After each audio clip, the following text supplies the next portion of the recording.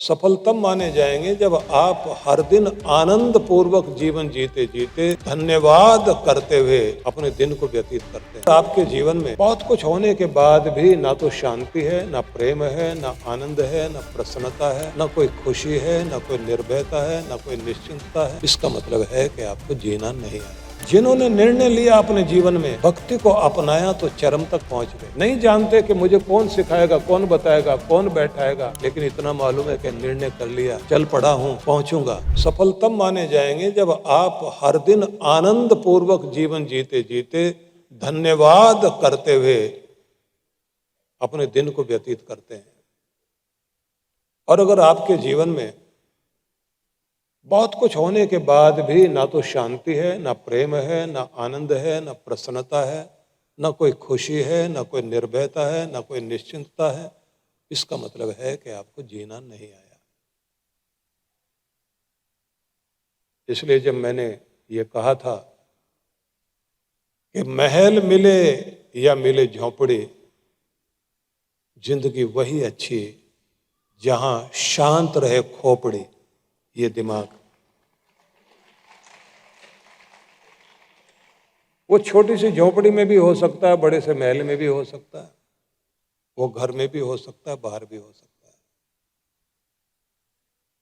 जीना आ जाए तो। नहीं तो मैंने देखा है कि लोग कहने के लिए बड़े आदमी लेकिन अंदर से छोटे बहुत हैं। इसलिए कुछ निर्णय जीवन के लिए आवश्यक हैं। निर्णय एक तो सभी को समझना चाहिए कि निर्णय लेना साधारण सी बात नहीं है।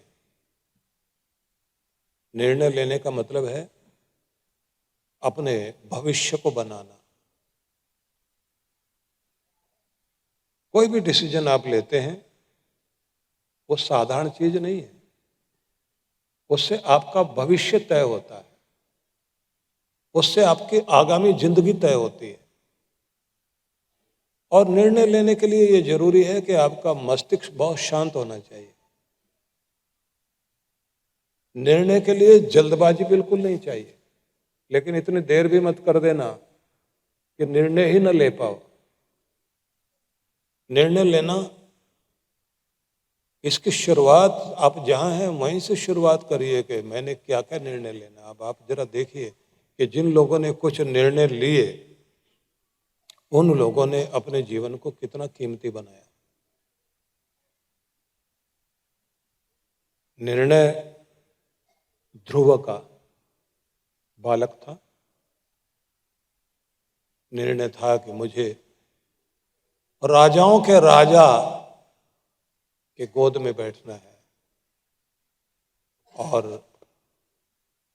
सबसे बड़ा राजा भी बनना है।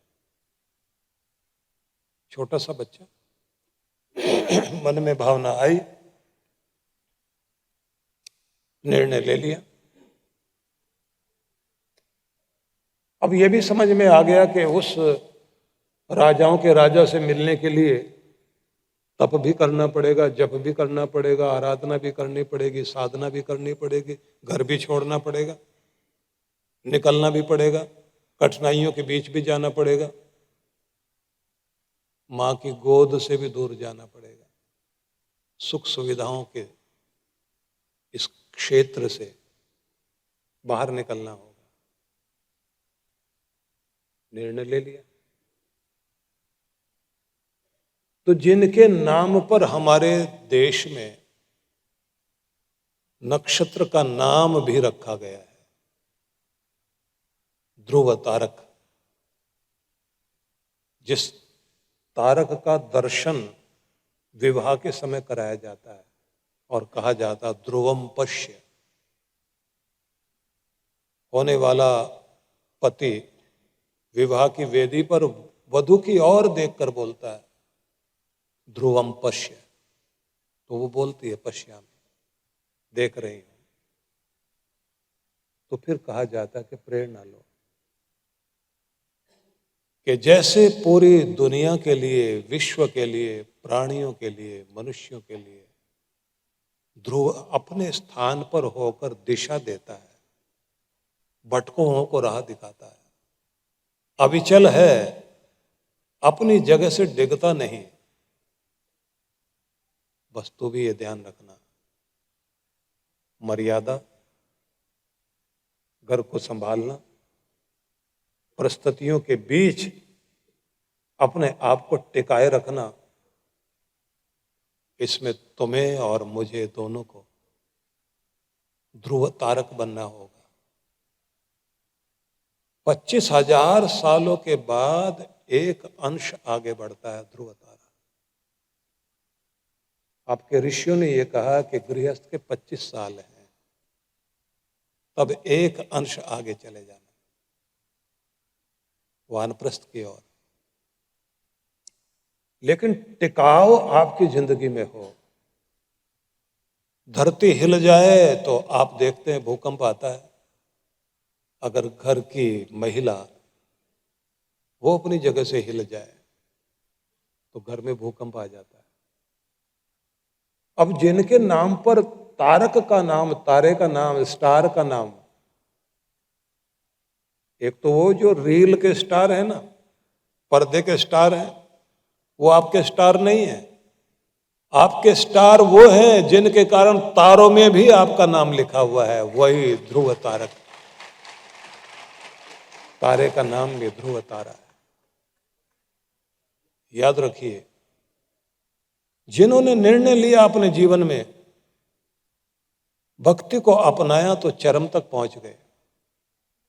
नहीं जानते कि मुझे कौन सिखाएगा, कौन बताएगा, कौन बैठाएगा, मुझे नहीं विधि मालूम है, लेकिन इतना मालूम है कि निर्णय कर लिया, चल पड़ा हूं, पहुंचूंगा।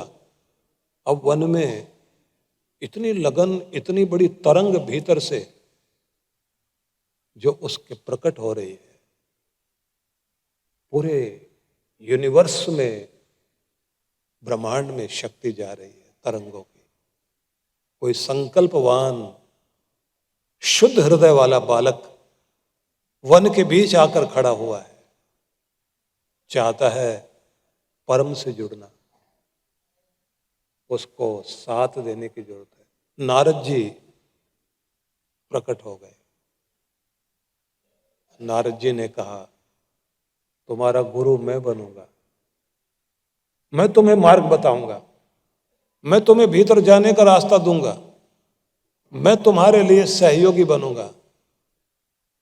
क्योंकि याद रखना, जब आप तैयार होते हैं, गुरु अपने आप आपके पास पहुंच जाता है। गुरु आपकी शक्ति बन जाता है। आपके अंदर अपने आप भावना आपको वहां पहुंचाने लग जाती है।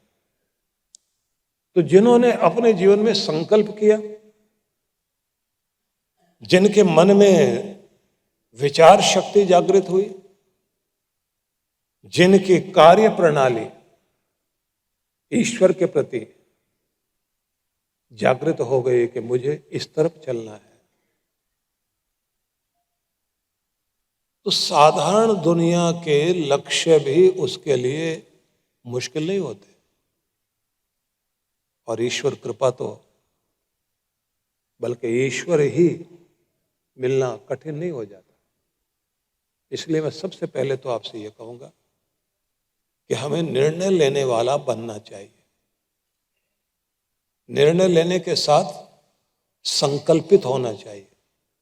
जितना बड़ा संकल्प, अखंड व्रत, अखंड नियम, अखंड जाप, अखंड आराधना, अखंड दीप और अखंड रूप में ही अपना सौभाग्य जगाने के लिए अपनी अखंड भक्ति को जीवन के साथ जोड़ दीजिए। तो आपको लिखना है कि मैं अपने जीवन को उच्च शिखरों तक पहुंचाना चाहता हूं। इसके लिए मुझे चाहिए संकल्पित होना, विचार शक्ति को दृढ़ विचार शक्ति बनाना और निर्णय ले लेना।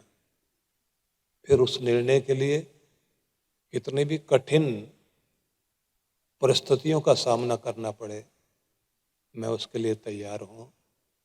मैं अपने आराम के क्षेत्र से बाहर निकलने के लिए तैयार हूं और मैंने ठान लिया जीवन को मूल्यवान बनाने के लिए अब मेरा जीवन पहले जैसा नहीं होगा, अब कुछ नया बेहतर, क्योंकि मेरा साल भी बदले तो मेरा हाल भी बदलना चाहिए।